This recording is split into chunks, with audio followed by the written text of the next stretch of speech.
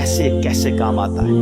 एक बहुत ही खूबसूरत वाकया, बड़ा ईमान अफरोज वाकया है जो मैं आपके सामने पेश करता हूँ। एक दोस्त ने अपने एक दूसरे दोस्त को कर्ज दिया, और जब उसने कर्ज दिया तो वो कर्ज एक बड़ी अमाउंट थी, 3000 दीनार।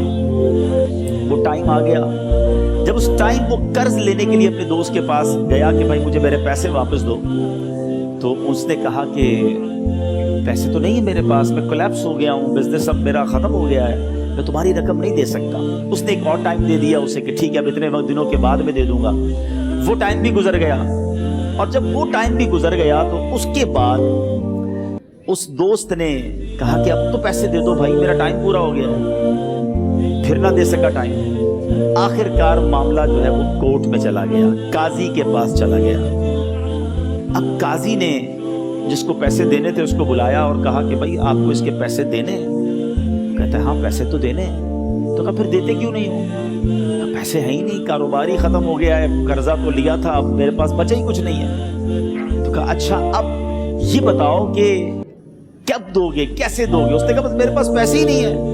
तो कहा अब तुम्हारे पास 30 दिन का टाइम है, 30 डेज में या तो इसके पैसे लौटा दो या 30 दिन के बाद तुम्हें कैद कर दिया जाएगा।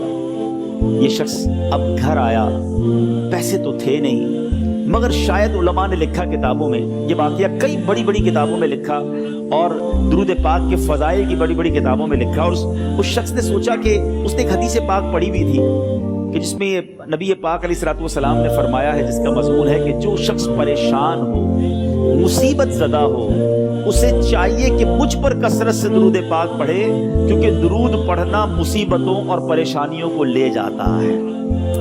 अब उस आशिक रसूल ने सोचा और तो कुछ है नहीं, अब मैं दुरूद पाक पढ़ना शुरू करता हूँ। सुबह से लेकर शाम तक वो दुरूद पाक पढ़ने लग गया।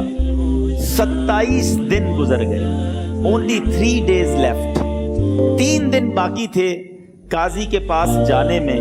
27 दिन गुजर गए दुरूद पढ़ते पढ़ते। जब 28वीं रात आई तो आंखें तो बंद हुई, मगर ख्वाब में उसे एक आवाज आई, घबराओ नहीं, तुम्हारा कर्जा अदा कर दिया जाएगा, तुम्हारा मसला सॉल्व हो जाएगा। सुबह उठता है, दुरूद पाक पढ़ रहा है, मगर कहता है ये आवाज से तो मसला हल नहीं होगा, पैगाम क्या है उसे समझ ना आया। 28वां दिन गुजर गया, 29वीं रात आ गई, मगर अब आंखें बंद हुई और किस्मत जाग उठी। नबी पाक साहिब लौलाक सल्लल्लाहु ताला अलैहि वसल्लम ख्वाब में तशरीफ लाए और प्यारे आका सल्लल्लाहु ताला अलैहि वसल्लम ने फरमाया घबराओ नहीं, अली बिन ईसा वजीर के पास जाओ, वो तुम्हारा कर्जा अदा कर देगा। अब ये आशिक रसूल सुबह उठा तो वेरी फ्रेश, हशाश बशाश के अब तो काम हो गया, नबी पाक ने ख्वाब में आकर बशारत दी है। मगर फिर जहन में सवाल आया कि अली बिन ईसा के पास जाऊंगा तो सबूत क्या है, प्रूफ क्या होगा? मैं जाकर उसको कहूंगा कि मेरा कर्जा दे दो, तो ऐसे तो कर्जा नहीं दे देना। और मैंने उसको कहा कि मुझे नबी पाक ने ख्वाब में कहा है, और उसने अगर मुझसे कोई निशानी मांगी तो मैं निशानी क्या दूंगा? आखिरी दिन था, 29वां दिन था, वो भी दुरूद पढ़ते पढ़ते गुजर गया। 30th नाइट आ गई, सुबह वो दिन है जब अदालत में जाना है। अब इस रात फिर नबी पाक अलैहिस्सलाम ख्वाब में तशरीफ लाए और आका अलैहिस्सलाम ने फरमाया कि अली बिन ईसा वजीर के पास जाओ, वो तुम्हारा कर्ज अदा कर देगा। का हुजूर चला तो जाऊंगा, लेकिन अगर वजीर ने मुझसे कोई निशानी तलब की तो मैं क्या जवाब दूंगा? प्यारे आका अलैहिस्सलाम ने कमाल का इरशाद फरमाया कि अली बिन ईसा से कहना कि तुम रोजाना फजर की नमाज के बाद 5000 बार दुरूद पाक पढ़ते हो, ये राज फकत तुम जानते हो और तुम्हारा रब जानता है। अब ये जब सुबह उठा तो एक निशानी भी मिल चुकी थी। अदालत में जाने से पहले वजीर के दरबार में पहुंच गया। उसे ये डर था कि आज पैसे ना लौटाए तो सजा हो सकती है। जब वजीर के दरबार में पहुंचा तो वजीर अपने मुशीरों के साथ बैठा था। कहा मुझे आपसे बात करनी है। कहा बताओ क्या बात करनी है? कहा मैं एक पैगाम लाया हूं आपके लिए। अच्छा किसका पैगाम लाया? कहा मैं नबी पाक जनाब मोहम्मद मुस्तफ़ा सल्लल्लाहु ताला अलैहि वसल्लम का पैगाम लाया। वो आशिक रसूल वजीर था। कहता बताओ मेरे आका ने क्या पैगाम दिया है? रखा हुजूर मैं 3000 दीनार का मकरूज हूँ, आज आखिरी दिन है और मेरे आका ने मुझे बशारत दी है कि आपसे कहूँ कि आप मेरा कर्ज अदा कर दीजिए। अली बिन ईसा कहता है कोई सबूत है आपके पास, है कोई दलील भी है आपके पास? मैं कैसे मान लूं कि आपको नबी पाक अलैहिस्सलाम ने भेजा है?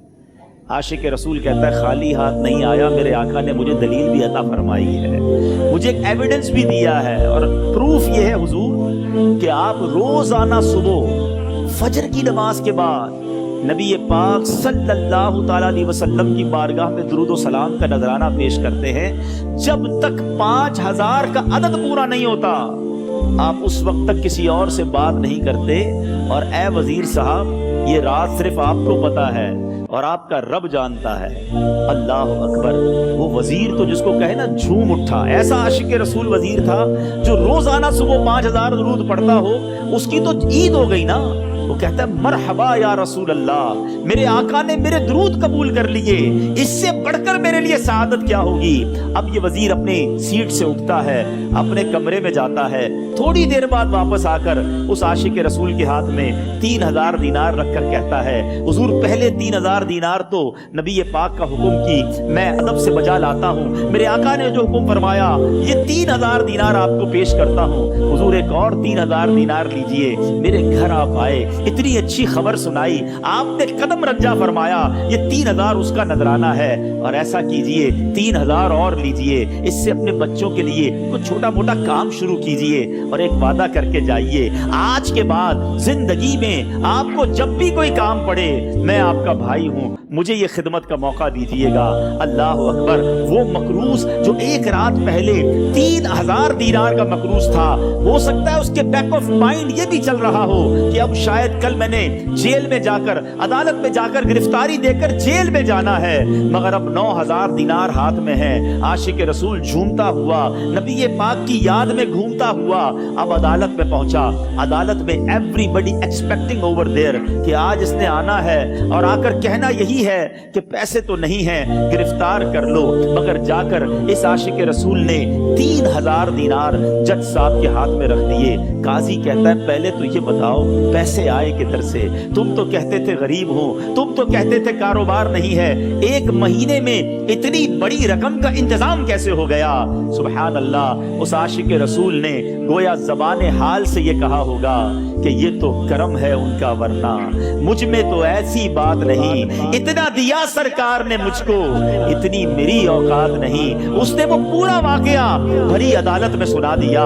अल्लाह अकबर। मेरे प्यारे इस्लामी भाइयों, जरा सोचो पहले जमाने में कैसे आशिकान रसूल हुआ करते थे। वो जज, वो काजी भी कैसा सरकार अलैहिस्सलाम का आशिक था।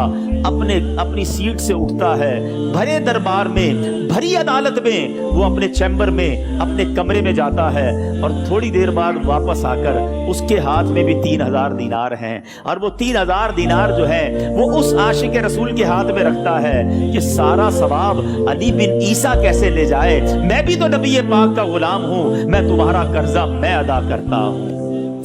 अच्छा, अब एक और अजीब सिनेरियो ये बन गया कि जिसने केस किया था, जिसने दावा किया था, वो भी ये सारा मंजर देख रहा था। कहता है जज साहब जरा रुकिए, मैं भी अपने आका का उम्मती हूं और एक काम कीजिए, कलम कागज मंगवाइए, इस आशिक रसूल का कर्जा ही मैं माफ कर देता हूं।